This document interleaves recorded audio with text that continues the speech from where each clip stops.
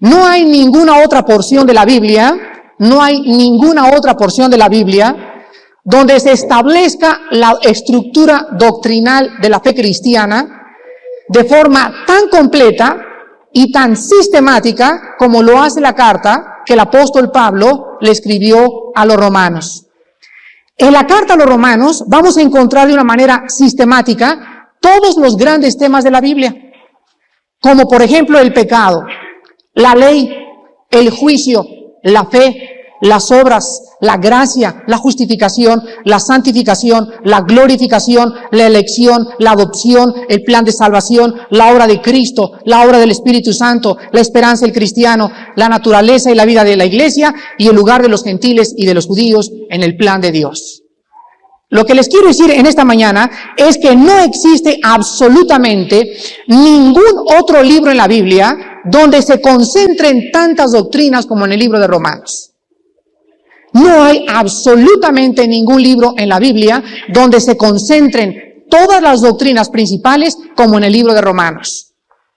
Todo cristiano que tenga aproximadamente un año de convertido, escuchen lo que le estoy diciendo, todo cristiano que tenga un año de convertido en esta iglesia y que no haya estudiado el libro de Romanos es un bebé. Porque no ha entendido nada del pecado, no ha entendido nada cómo Dios justifica a las personas. Hay niños por acá en los pasillos, a los diáconos les voy a suplicar que por favor no permitan a los niños ya caminar por los pasillos. No hay absolutamente un cristiano que pueda decir, conozco la Biblia sin conocer el libro de Romanos. Entonces, el libro de Romanos es algo incomparable, es una joya dentro de la Biblia que brilla más que cualquier otro libro en el aspecto relacionado con la doctrina. Pablo, cuando mandó esta carta, quiero decirles que nunca conoció a los romanos. La mandó cuando él estaba en Corinto, antes de salir y a recolectar una ofrenda para los santos pobres en Jerusalén. Vean ustedes Hechos capítulo 20, versículo 3. Y dice que después de haber estado allí 3 meses, o sea, estábamos hablando que estaba en Macedonia y en Grecia, y siéndole puestas acechanzas por los judíos para cuando se embarcase para Siria, tomó la decisión de volver por Macedonia. Cuando regresó a este viaje, Pablo envió entonces desde Corinto la carta a los romanos. No sé cuántos de ustedes sepan algo acerca de la vida del apóstol Pablo. Pero antes de estudiar cualquier libro de la Biblia, tenemos que examinar la vida del autor, el propósito por el cual se escribió lo que se escribió y el contexto histórico para poder entender por qué se escribió y con qué propósito.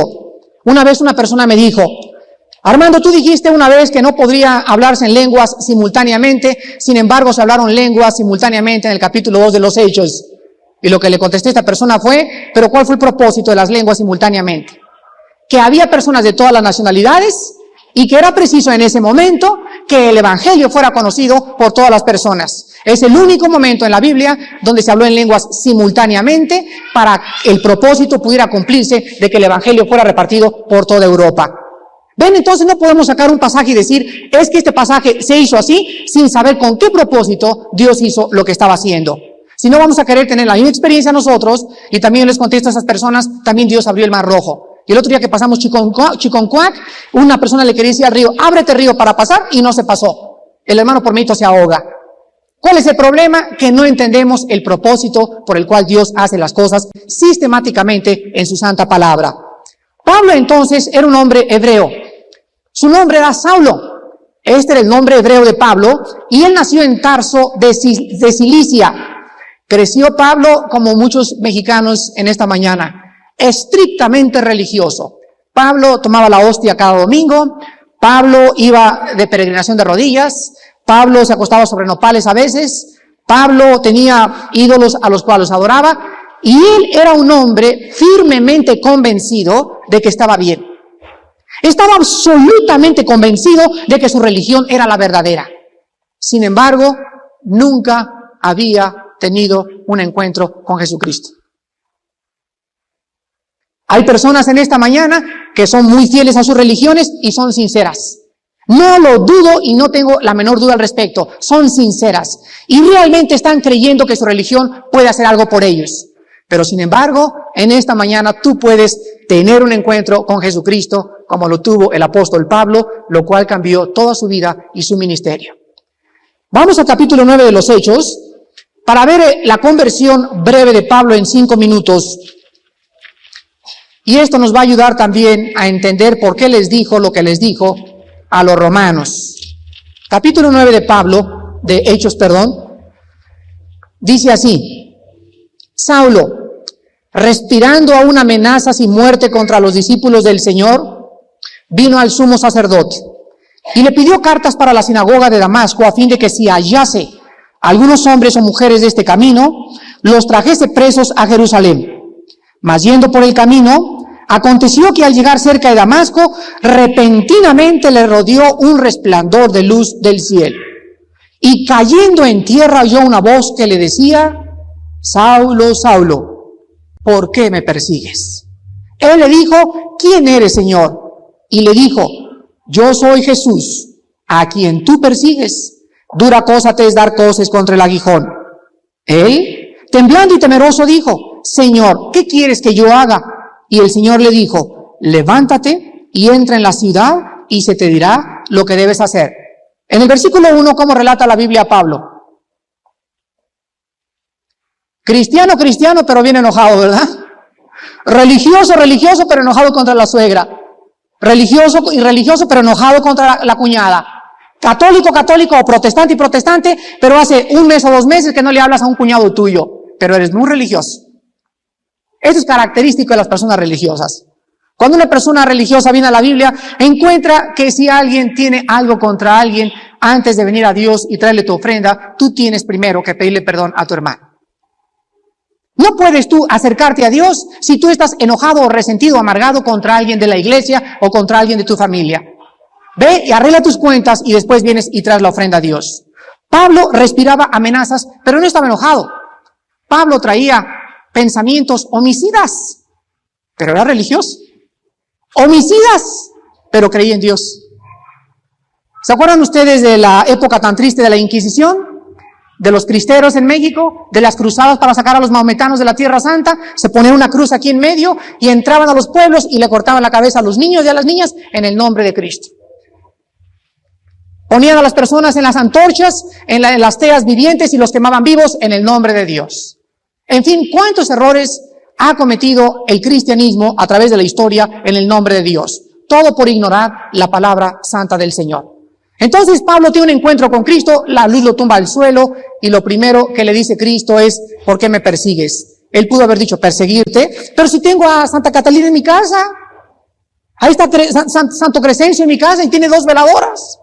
Si yo no te estoy persiguiendo, Señor. Pero Cristo dijo: el que no recoge conmigo, desparrama. El que es conmigo, y el que no es conmigo, contra mí es. Entonces el Cristo y el Dios que los religiosos adoran no es el Cristo ni el Dios de la Biblia. Es el Cristo y el Dios que tú te has fabricado. Es el Cristo y el Dios que a ti te han enseñado a orar, pero que no tiene absolutamente nada que hacer con el Cristo y el Dios que la Biblia enseña. Hasta que tú conozcas al Dios de la Biblia y al Cristo de la Biblia, podrás tú, amigo que me escuchas y amiga que me escuchas, tener un encuentro con Él. Y este encuentro va a transformar tu vida entera. Va a cambiar tus metas, tus propósitos, va a limpiar tu mente, tu corazón y tu alma, y vas a por primera vez a comprender qué equivocado estabas en el nombre de la religión. Tú tienes que tener un encuentro con Cristo porque no estás persiguiéndonos a nosotros, estás persiguiendo al Hijo de Dios. ¿Y saben ustedes lo que le dijo Cristo? Oye, Pablo, ¿no te es duro dar de coces contra el aguijón? ¿Saben ustedes lo que significa esto? En otras palabras, ¿se imaginan ustedes a un caballo y que venga una abeja y que la abeja comienza a picar y el caballo a base de patadas quiere estarse quitando los aguijonazos? Está peleando al aire, ¿no es verdad? Pues Cristo le dice lo mismo a Pablo. Mira, Pablo, primero te vas a romper la cabeza que derrumbar esa pared a cabezazos. ¿No te es duro estar peleando contra Dios, amigo que me escuchas en esta mañana? Mira, tú puedes blasfemar, puedes decir que estás bien, todo lo que tú me digas, pero déjame decirte algo. La Biblia dice que tú estás realmente en contra de Jesucristo. Tu lucha no es contra la iglesia cristiana, no es contra tus hijos, no es contra tu esposa, es contra el Dios mismo de la Biblia. Y quiero decirte algo, vas a morirte primero antes de que poder luchar contra Dios. Posiblemente te suicides, o te degeneres moralmente, o te vuelvas el Dios y el galán de galanes, o el yoyo, el rey del yoyo, el Dios donde tu ego es lo único que satisface, construyas tu reino alrededor de tu imperio y de tu negocio, pero mueras todo con todo lo que hiciste alrededor de la tumba que van a acabar algún día cerca de ti. Y entonces cuando despiertes y levantes los ojos, voltearás hacia atrás y dirás, ahí está mi reino, y Cristo te dirá, ¿y de qué te sirvió ganar el mundo si perdiste tu alma en el infierno? Todo lo que te divertiste y todo lo que ganaste, ¿de quién va a ser? Desnudo veniste, desnudo te has de regresar. ¿Por qué entonces dedicaste tu vida a lo más vano que existe, a los bienes materiales? Ahora ven en Timoteo cómo Pablo describe su propia conversión y nos dice en 1 Timoteo capítulo 1 qué había realmente en su vida y por qué Dios lo perdonó. 1 Timoteo capítulo 1 y dice así, versículos del 12 al 13. Doy gracias al que me fortaleció, a Cristo Jesús nuestro Señor, porque me tuvo por fiel poniéndome en el ministerio. Escuchen el versículo 3. Habiendo yo sido antes blasfemo, perseguidor e injuriador, mas fui recibido a misericordia porque lo hice por ignorancia. En incredulidad. Pero la gracia de nuestro Señor fue más abundante con la fe y el amor que es en Cristo Jesús. ¿Por qué Pablo hacía lo que hacía? Ignorancia. Y no es verdad que los religiosos que llenan esta iglesia esta mañana hacen lo que hacen por ignorancia, pero quiero decirte algo, cuando tú salgas de este mensaje en esta mañana, ya no vas a ser ignorante. Ya te vas a dar cuenta que el Cristo de la Biblia es el Cristo resucitado. Te vas a dar cuenta que tienes que arreglar tus cuentas con Dios y te vas a dar cuenta que es necesaria una conversión interior en tu vida. Todo lo que has hecho hasta ahorita es porque jamás habías abierto la Biblia. Yo fui educado toda mi vida en colegio lasallistas. A los 14 años, ya les he contado mi testimonio, ingresé al seminario y yo quería ser sacerdote. Entré al noviciado. Y cuando estuve 2 años estudiando para sacerdote, me salí a los 14 años, a los 15 años de edad, decepcionado de la religión, etcétera, etcétera, me volví ateo, el extremo opuesto. Pero después de tanto tiempo, al llegar a los 26 años de edad, cuando me hablaban de Dios, rechazaba yo a la gente. Y siempre que me hablaban de Dios, lo relacionaba ¿con quién? Con el Papa. Lo relacionaba con los protestantes, lo relacionaba con los evangélicos o con los mormones. Y le decía a la gente, a mí no me hablen de religiones. Sigmund Freud dijo que era el temor del hombre lo que lo hacía acercarse a una religión.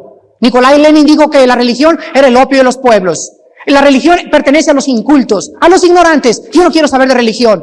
Hasta que una persona se paró enfrente de mí y me dijo, Armando, no te vengo a hablar de ninguna religión.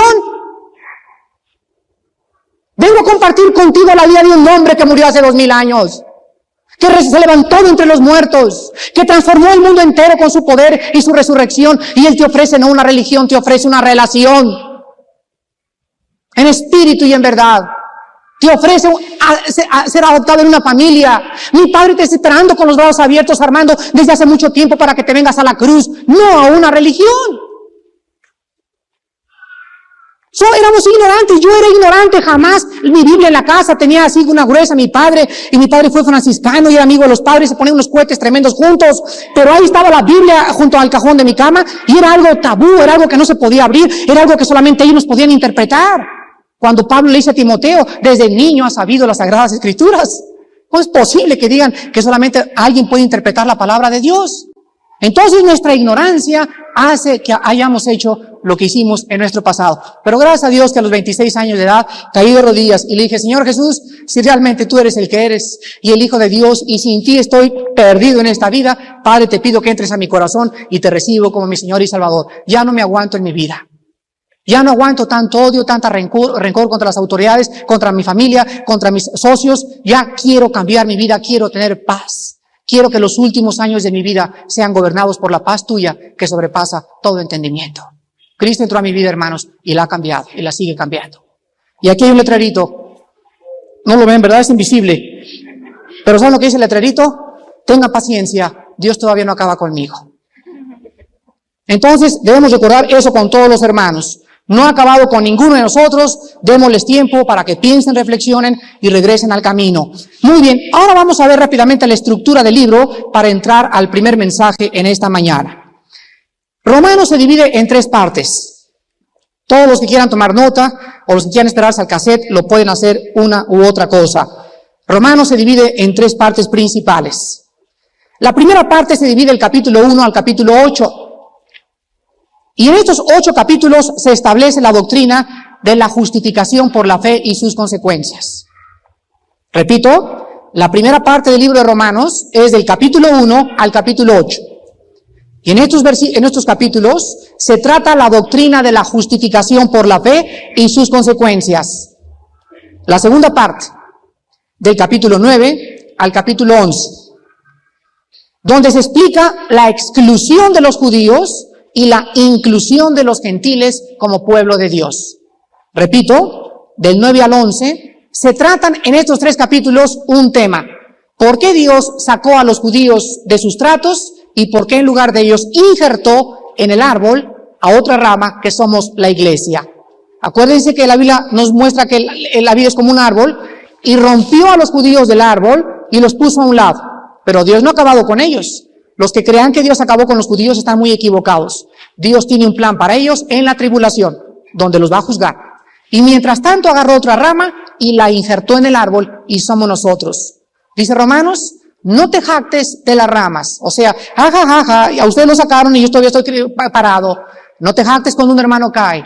No te jactes cuando un hermano cae en pecado, porque tú estás de pie por la fe. Desconfía de Dios y levántate y no ores y no leas la Biblia y vas a estar en la posición donde está tu hermana que está viviendo en fornicación. Vas a regresar a la botella, vas a regresar a las discos en el momento que tú creas que no necesitas a Dios. Y en tercer lugar, la tercera parte de Romanos son los capítulos 12 al 16, donde encontramos exhortaciones y cuestiones personales, o sea, la vida práctica del lado cristiano. Vamos a abrir nuestros libros en Romanos capítulo 1 para comenzar en esta mañana el estudio de este libro. Y vamos a comenzar en esta mañana hablando acerca, en primer lugar, del capítulo 1 del Evangelio. ¿Cuántos de ustedes saben lo que significa la palabra Evangelio? Buenas noticias. La palabra griega Evangelion. Buenas noticias. Y en el primer capítulo se menciona 4 veces. En el versículo 1, en el versículo 9, en el versículo 15 y en el versículo 16. Y en esta mañana vamos a responder qué cosa es el Evangelio. Número 1, versículo 1. Pablo, siervo de Jesucristo, llamado a ser apóstol, apartado para el Evangelio de Dios. ¿Qué es el Evangelio? En primer lugar, el Evangelio es de Dios. El Evangelio tuvo su origen en la persona de Dios y las buenas noticias comenzaron con Dios y no con nosotros. Veamos en Génesis capítulo 3, cuando el hombre se separa de Dios, ¿cuál es la actitud de Dios acerca de la caída del hombre? Cuando ustedes hablen con muchas personas acerca de la Biblia o de la religión, las personas les van a decir a ustedes, yo siempre he tenido a Dios, ¿no es verdad? Siempre he conocido a Dios y siempre he tenido a Dios en mi vida. Yo siempre he sido cristiano. Pero cuando una persona contesta de esta manera, inmediatamente descubrimos que esa persona tiene ignorancia en la palabra de Dios. ¿Por qué? Porque cuando una persona dice, yo siempre he tenido a Dios y no necesito a Dios, esta persona lo único que está diciendo es que ella siempre ha buscado a Dios. Pero la Biblia nos dice que es Dios el que comienza la búsqueda, no nosotros. La búsqueda del hombre a Dios no es al Dios de la Biblia, porque hay personas, por ejemplo, como he encontrado yo, como un espiritista, que me dijo, yo quiero recibir a Cristo, hermano. Y entonces me dijo, fíjese que tengo en mi casa un librero y tengo ahí a Buda, así panzoncito con su ombligo de fuera, tengo a Hare Krishna, tengo al Dios, quién sabe, Vishnu y Shiva, etcétera, etcétera, y quiero poner a Cristo junto con todos ellos. Uno más no me molesta. ¿Se dan cuenta? No puede ser así en la palabra de Dios. Muchas personas dicen, recibo a Cristo, pero también quiero seguir en el espiritismo. Quiero recibir a Cristo, pero quiero seguir con mis ídolos. Quiero recibir a Cristo, pero quiero seguir viviendo en pecado. Y la Biblia dice, no puedes servir a 2 amos. Cuando venimos a Cristo es algo radical. ¿Le entregas el 100% o no le entregas nada? ¿Escuchaste? El 100% o no le entregas nada. No puede ser tibio. Mejor sé frío como un témpano. O ponte a hervir así a 98 grados Fahrenheit interiormente en tu corazón por la pasión y por el amor por las almas. Entonces aquí en Génesis capítulo 3 encontramos en el versículo 9 que Dios llama al hombre y le dice, ¿dónde estás tú? ¿Qué pasó cuando el hombre pecó? El hombre corre y se esconde detrás de un árbol y comienza a decir el hombre, ahí anda con un palo el Señor. Con un palo ahorita me va a pegar, escóndete, va y viene. Mira y trae un cuero. Este no es el retrato que nos pinta la Biblia. La Biblia nos pinta que cuando el hombre cae en el pecado, Dios en su inmenso amor y paciencia comienza a buscarlo y le dice, Adán, ¿dónde estás? No te ando buscando para pegarte en esta mañana. No te ando buscando para castigarte. ¿Por qué crees que castigué a Jesucristo? Lo hice porque te amo y porque tú no tienes que ser castigado. Aquí muestro yo mi amor. Te estoy buscando para perdonarte. Deja tus pecados y vuélvete a mí, te dice Dios en esta mañana. El origen de las buenas noticias es que Dios está buscando al hombre para que el hombre se reconcilie con él a través de la muerte de Jesucristo en la cruz. No hay otra manera de poder acercarte a Dios más que a través de esa muerte de ese hombre crucificado hace 2000 años. ¿Cuántas personas en esta mañana han venido por primera vez tan vacíos, tan frustrados, tan amargados o amargadas, creyendo que vienen a Dios y Dios los está esperando con un cuero? Quiero decirte que si tú mueres en tus pecados, sí, entonces va a esperarte con un cuero, pero antes de que Él venga, Él va a controlarte. Él va a darte el amor y va a darte todo aquello que tú necesitas en tu vida. El origen del Evangelio entonces lo tiene Dios y el origen se encuentra en la búsqueda del hombre, de Dios por el hombre. ¿Qué hizo Cristo cuando vino? Cuando vino Cristo venía con un garrote. Pecadores, ¿saben dónde anda para garrotearlos? Cristo dijo, he venido a buscar. Lo mismo que hizo Jehová en Génesis 3. ¿Dónde estás buscando a Adán? Vino el Hijo encarnado a buscar y a salvar, no a garrotear, ni a castigar, a buscar y a salvar lo que se había perdido. Pero después de que si Él te busca y te encuentra y te dice en esta mañana, ya sé que tú estás ahí sentado, yo te conozco por tu nombre, hace 10 años te estoy buscando, pero si tú no quieres aceptar el regalo de vida eterna, amigo Jesucristo, tú tienes una característica que es la libertad. Yo te dejo que tú hagas lo que tú quieras y que no vuelvas jamás a mi vida, pero déjame recordarte que el día de la muerte ajustamos cuentas. El día de la muerte ajustamos cuentas, porque está establecido a los hombres que mueran una sola vez. No hay reencarnación. Y después, ¿Gansito Marinela? ¿Eso dice? ¿Un muñeco de peluche? Y después de esto, el juicio. Ayer, cuando estábamos en el Hotel Marisabel y el hotel canceló el evento, consideramos que fueron muy prudentes al haberle hecho. Entramos al Hotel Marisabel y todos los baños estaban cuarteados. Pero estoy hablando de unas grietas aproximadamente como de 50 a 60 centímetros. Así en los baños. Entra el Marisabel y en la pura punta de la banqueta había unas grietas en la banqueta de ese tamaño. Entonces hubo un decreto oficial que cualquier reunión de más de 500 personas en el DF se suspendían sábado y domingo hasta nuevo decreto. Se suspendió el hotel, pero dije, gracias Padre, porque sería una imprudencia, ¿verdad? Fue la puntilla del terremoto a las 7 de la noche, después el viernes, meternos a un hotel donde se nos puede caer todo y estar con el Señor antes de tiempo, ¿verdad? El Señor quiere que nos vayamos con Él, pero no tan rápido. Creo que hay muchos todavía que no han oído la palabra de Dios. Pero yo estaba muy triste en mi alma, ¿y saben por qué? Porque yo estaba seguro que ese desayuno iba a ser el desayuno de más fruto de todos los que hemos tenido. Porque la gente que iba a ir estaba lista. Un hermano hasta me dijo, Armando, ¿cuál va a ser tu mensaje, el juicio final? Me dijo, ni siquiera prediques. Léeles 2 versículos y ya con eso tienen. La gente ahorita está lista para el Evangelio de Cristo. Entonces nosotros encontramos que el Evangelio es las buenas noticias y dice Pablo en Romanos 1:1, el Evangelio de Dios. En segundo lugar, en el versículo 2 de Romanos, encontramos que es el Evangelio en segundo lugar y dice así, que Él había prometido antes por sus profetas en las Santas Escrituras. En segundo lugar, el Evangelio fue prometido desde antes del Antiguo Testamento. Entonces, ¿por qué rechazaron a Cristo? ¿Por qué lo rechazaron? ¿Has hablado tú con judíos y les has testificado del amor de Jesús? ¿Qué te contesta un judío en el siglo XX? Yo creo en el Antiguo Testamento, en Abraham, Isaac y Jacob, y no creo en Jesucristo, y le enseñas Isaías 7:14. Le enseñas Isaías 9:6. Le enseñas Isaías 53 del 3 al 6. Le enseñas el Salmo 22 y le dices al amigo judío, o sea, judíos en esta mañana, en amor les digo, ¿de quién está hablando Isaías 53? Herido fue por nuestras rebeliones, molido por nuestros pecados. El castigo de nuestra paz fue sobre él, y por sus llagas fuimos nosotros curados. La pregunta es, amigo judío, ¿se cumplieron en Buda estas profecías? ¿Las cumplió Mahoma? ¿Las cumplió Abraham? ¿Las cumplió David? No hay hombre en la historia que haya cumplido la profecía de Isaías más que Jesús, el Hijo de Dios. Salmo 22, ¿crees en el rey David, amigo judío? Sí, creo en el rey David. ¿Qué dijo David en el Salmo 22? Dios mío, ¿por qué me has desamparado? ¿En quién se cumplieron estas palabras? ¿Cuando moría Friedrich Nietzsche? ¿Cuando moría Capulina?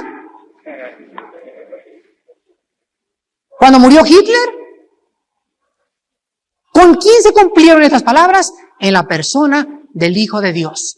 David escribía 1000 años antes aquellas palabras que estaban siendo registradas con 1000 años de anticipación cuando Jesucristo moría en la cruz del Calvario. La Biblia dice en Romanos 1:2 que el Evangelio ya había sido prometido, pero sin embargo cuando Jesucristo baja al mundo y viene Él como el portador de las buenas noticias, ¿qué hace el mundo?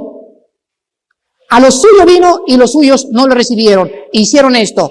No te queremos, queremos a un conquistador. Queremos la oscuridad, déjanos a nosotros vivir nuestra vida. Cristo vino iluminando los corazones y en esta mañana te ilumina y te dice, mira tu vida, donde te encuentras tan llena de pecado, tan sucia y tan oscura, y quiero decirte que quiero reconciliarte con mi Padre en esta mañana. Y tú sales de este lugar en esta mañana, igual que como entraste, de vacío, de frustrado y de amargado. Qué triste es, pues, que ahora tú puedas decir que escuchaste el Evangelio y lo rechazaste por causa de tu pecado, de tu orgullo y de tu propia conveniencia. En tercer lugar, el Evangelio, dice ahora el versículo 3, acerca de su Hijo nuestro Señor Jesucristo, que era del linaje de David según la carne. En realidad, el Evangelio son las buenas noticias acerca de Jesucristo. Cristo es la persona y el núcleo del Evangelio. Él demostró realmente ser el eterno Hijo de Dios por su poder para resucitar a los muertos. Vean 2 Timoteo capítulo 1. 2 Timoteo capítulo 1. Versículos del 8 al 10. 2 Timoteo 1 del 8 al 10.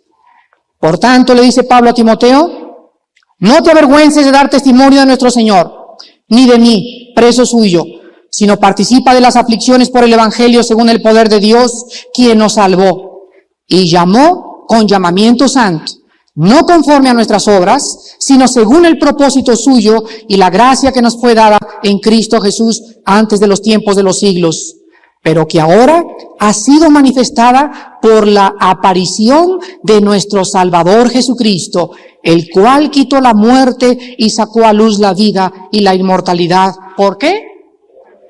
¿No hay malas noticias ahorita en México? Miren, ayer en la noche que estábamos todavía como a las 10 de la noche, ahí afuera de un edificio de la avenida Juárez, se levanta un hermano de Vida Nueva y con la Biblia en la mano comienza a predicar y le dice a la gente, todos ustedes están viviendo malas noticias en este momento.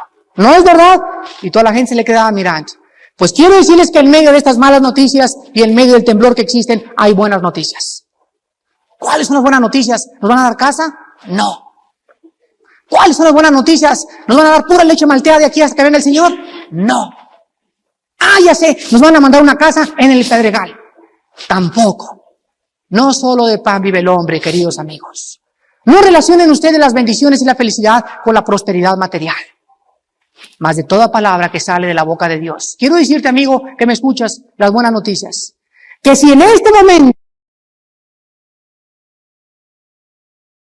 despiertan en presencia de Jesucristo, el Hijo de Dios, como su Señor y Salvador, y Él enjugará vuestras lágrimas, y Él saciará vuestra sed, y voltearéis hacia atrás, y veréis el edificio Nuevo León derrumbado, y a los sobrevivientes que están llorando, y en verdad les digo que las aflicciones del temblor no son nada comparables con aquello que nos está esperando en el reino de Dios. Si no tuviéramos esta esperanza, nos afligiría la tristeza, nos embargaría una profunda tristeza en el alma y podríamos preguntar ahorita, oh Dios, ¿dónde estás? Y sabemos que estos terremotos y que estos temblores es la bendición más grande, como decía Pablo, no para el mundo, para la iglesia. Les voy a decir por qué. El gobierno de México se encuentra ahorita en una de las posiciones más críticas que se puede encontrar ningún gobierno en el área económica. Es absolutamente crítica la situación de nuestro gobierno. Se nos invitaba de los países comunistas a declararnos en suspensión de pagos para hacer 150 bancos en Estados Unidos. Había un escritor de derecha llamado Luis Pasos que escribió en Novedades, señor Castro, si usted le recomienda a los países capitalistas como México subdesarrollados que se declaren en suspensión de pagos para hacer saltar la banca americana, quiere decirle que usted también declare en suspensión de pagos a Rusia. ¿Qué significa esto? ¿Con qué le está pagando Cuba a Rusia? Con todos los soldados en Angola. Pero se nos aconseja a nosotros declarar una suspensión de pagos. Señor Castro, saque usted los soldados de los países comunistas y entonces manifieste usted que realmente tiene usted la manera de poder sobrevivir sin los países capitalistas. Observen que el 80% de los daños han sido contra el gobierno. ¿Lo observaron? El 80% de los daños son contra el gobierno. ¿Sabían ustedes que México está en la tela o en el hilo para poder ingresar en el GATT? El GATT es una organización de mercados internacionales donde existe la libre competencia y donde al ingresar un país y tenemos un problema nos ayudan los demás países. Aquí en México los comunistas se han opuesto a que México entre al GATT. Si entra México al GATT, el señor presidente se declara de derecha. Creo que este terremoto ha decidido que nosotros demos este paso y ha decidido que no podemos seguir a la sombra de los países comunistas. No podemos ser tan orgullosos para decir en la televisión, no necesitamos ayuda, los mexicanos vamos a levantar el país cuando no tenemos ni un petate en que caernos muertos. Cuando la iniciativa privada y las empresas están acabándose, ¿cómo podemos nosotros decir eso? Tenemos nosotros que ser juiciosos por la propia amor que tenemos todos y por el patriotismo que nos llena a todos del amor a nuestra patria que Dios nos dio bajo una bandera. ¿Y saben ustedes cuál es el símbolo de México? El águila, el símbolo de Dios, agarrando a la serpiente, el símbolo del mal. ¿Ya se observaron ustedes eso? El símbolo de nuestra patria es el bien venciendo al mal. Aleluya. Gloria al Señor. Cuando yo vi una vez el escudo mexicano, le dije a mi esposa, oye, nunca me había fijado, el símbolo de México es el símbolo del bien sobre el mal. Dije, Padre, gracias porque nos vas a entregar a nuestra patria para Jesucristo. Estas son las buenas noticias que le tenemos a la gente que se está muriendo. Hay personas que dicen, las buenas noticias es darle ropa, pero a todos los damnificados vamos a darles una casa en el Pedregal. Vamos a darles un coche Mercedes-Benz, último modelo, en su puerta con chofer. Y déjenme decirles a ustedes, dentro de 10 años, ¿de qué les sirvió haberlos sacado de la pobreza material si cuando mueren pierden su alma por toda la eternidad? No podemos ver el mundo desde la perspectiva de los bienes materiales. Tenemos que elevarnos para comprender por qué Dios permite lo que está permitiendo. En cuarto lugar, el Evangelio, dice el versículo 16 de Romanos 1. El Evangelio es el poder de Dios para salvación. Es el poder que usa Dios para salvar tu alma. Porque no me avergüenzo del Evangelio, porque es poder de Dios. Dunamis, poder sobrenatural en el griego, para salvación a todo aquel que cree. ¿Saben ustedes, hermanos, qué instrumento Dios usa para convertirnos? Cuando alguien te diga, yo tengo a Cristo, pregúntale inmediatamente, ¿cómo te convertiste al cristianismo? Y la persona te contesta y te dice, bueno, es que siempre he sido. Ya sabes que no es cristiana. Hay un instrumento que Dios usa para convertir a las gentes y es este libro que yo tengo en mis manos. Romanos 10:17 dice que la fe es por el oír, no por los milagros. La fe es por el oír, la conversión es por el oír, no porque viste o le prometiste o si me sanas a mi hijo, etcétera, etcétera. Si no te conviertes con la predicación del Evangelio, ni aunque alguien resucite los muertos, va a convencerte para venir a la cruz. Este es el instrumento que Dios usa. Aquí en este libro Hay páginas impresas por una imprenta, no sé quién imprimió esta Biblia que tengo en mis manos, y una persona que no tiene el Espíritu Santo abre este libro y no hay el poder de Dios cuando él lo abre. ¿Por qué? Porque no tiene el Espíritu Santo. Pero cuando este libro se abre por un siervo de Dios y cuando el siervo de Dios tiene el Espíritu Santo, déjenme decirles que en esta mañana está saliendo algo invisible que corre así como mis ondas corren por medio de ondas en el espacio, en el aire, y entran a tu alma y la dividen, el alma y el espíritu, y te comienzan a discernir tus intenciones y los pensamientos de tu corazón. En esta mañana, las palabras que estás escuchando tienen el poder de cambiar tu vida.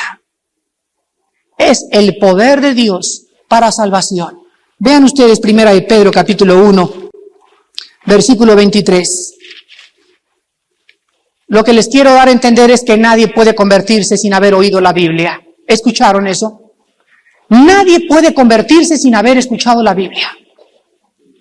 Nadie puede convertirse más que a través de la predicación de la palabra de Dios. Cristo dijo, mis palabras, lo que sale de este libro es dos cosas. Número uno, espíritu. Y es el espíritu el que da vida. Y mis palabras son vida. El poder de este libro es algo que el mundo no entiende, pero que al abrirse sale el poder y entra en tu vida. Dice en 1 de Pedro 1:23, el apóstol Pedro escribe, siendo renacidos, o sea, vuelto a nacer, no de simiente corruptible, sino de incorruptible. ¿Por qué? Por la palabra de Dios que vive y permanece para siempre. Dios en esta mañana puede cambiar tu vida y está utilizando el mensaje de este libro. Por favor, no salga nadie y diga, es que esa es la verdad de Armando, esa es la filosofía de ese predicador, porque quiero decirte que en esta mañana no es mi verdad, ni mi filosofía, yo solamente soy fiel a este libro y yo predico solamente el mensaje que está encerrado en este libro. Para que cuando tú salgas no digas, mi sabiduría está fundada en un gurú. Mi sabiduría está fundada en la dianética, fundadores de hombres, para que mi sabiduría esté formada y fundada en el poder de Dios. Cuando tú oyes este mensaje, algo está pasando ahorita en tu alma, y ¿sabes qué? Te sientes muy incómodo. Y comienza a rechinar la silla, yo no sé cómo crujen las sillas ahorita. Y los dientes, y otros se quieren salir, y otros dicen, no es cierto, no es cierto, y no puedes ya ni hablar. Y llega el mensaje, y llega la invitación, y en ese momento se te caen los dientes, abre la boca, y comienzan posiblemente por primera vez a escurrir de tu rostro lágrimas. Y le dices en esta mañana a Dios, Padre, ya no puedo seguir así. Cambia mi vida. Creo en el Evangelio. Creo que en esta mañana las buenas noticias que me diste son de que me estás esperando así con los brazos abiertos. Oh Dios, hace tanto tiempo que me has estado esperando, y en esta mañana vengo a ti. Como un cordero maltratado, herido, triste y enfermo, a pedirte que me laves con tu sangre preciosa y me aceptes tal como soy, de pecador. Así es, el Evangelio de Jesucristo es el poder de Dios para salvación. Y en último lugar, el Evangelio, dice el versículo 17, en Romanos 1:17. This is the magic of your love for me. My soul with destiny, that I am vehicle of my dreams.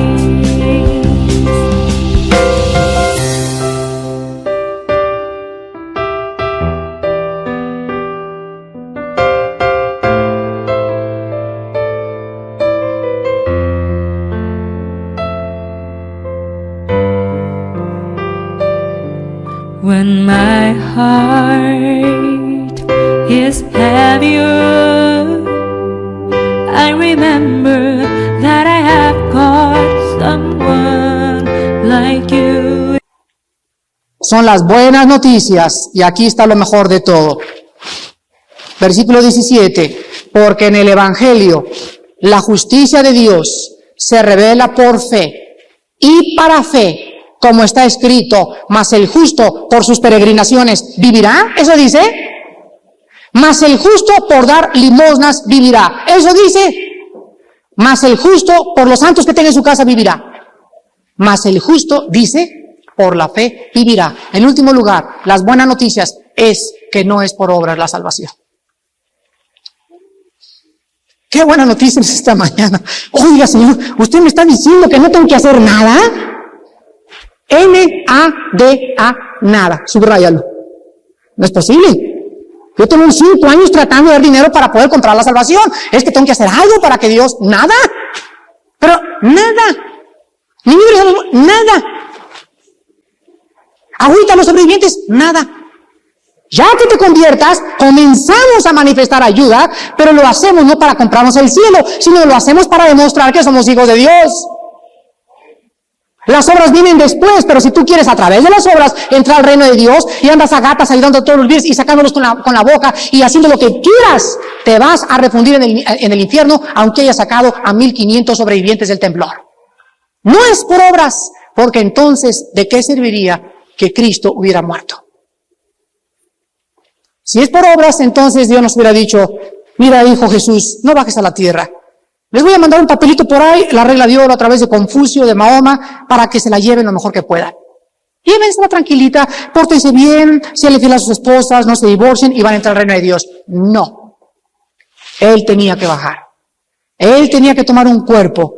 Él tenía que extender las manos. Él tenía que sufrir. Él tenía que ser entregado en manos de pecadores. Él como una oveja no podía defenderse. Él tenía que gritar angustiado, oh Dios, en este momento te separas de mí. Él tenía que hacer todas estas cosas porque estaba escrito, sin derramamiento de sangre no hay remisión de pecados. Yo soy el camino, dijo Jesús. No hay otro camino. Yo soy el único camino. Yo soy la verdad. No hay dos verdades. No está en la evolución la verdad, ni en la ciencia, ni en la matemática, ni en la química, ni en Mahoma, ni en Buda, ni en Krishna, ni en las religiones. En la verdad se encuentra personificada en mí. Y yo soy la vida. El que tenga al Hijo de Dios tiene la vida. El que no tiene el Hijo de Dios no tiene la vida, aunque tenga una religión. Ven en esta mañana a la cruz y entiende que Dios te está esperando. Y te está aceptando con el solo decirle en esta mañana, Padre, ten misericordia de mí, pecador. Sí, Señor, soy un rebelde, una rebelde. Mi vida está contada. A lo mejor en el temblor de hoy en la tarde ya acabé, pero en este momento quiero reconciliarme contigo. Quiero que me caiga esa losa o esa viga con mi alma en paz contigo. No quiero abrir los ojos y despertar en la eternidad. Señor Jesucristo, entra a mi corazón en esta mañana. Oh Jesús, perdóname mis pecados y tú dame las fuerzas para vivir la vida que yo necesito vivir. Y en esta mañana tienes tú la salvación. Estas son las buenas noticias de Dios a un mundo que se está muriendo por los temblores, por las pestes, por la inmoralidad y por los divorcios. Hay perdón en la sangre del Hijo de Dios.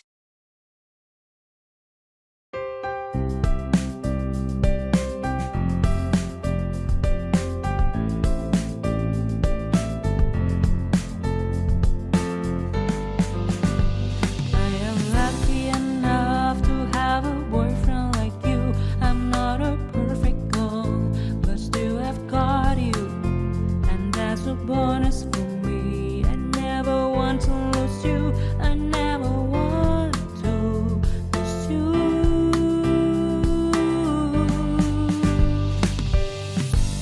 You will not believe, but it is true when I say that you are the more important person in my life. Your love has conquered my heart and left me asking for more. I love you for who you are.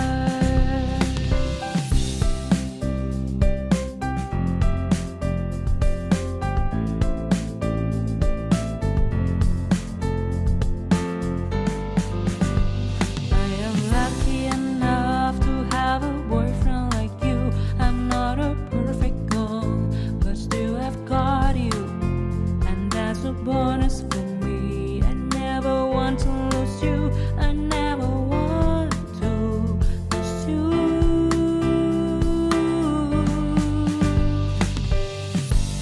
You will not believe, but it is true when I say that you are the more important person in my life.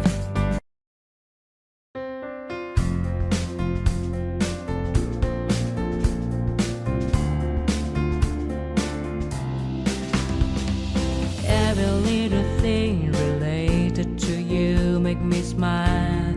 I know you ought to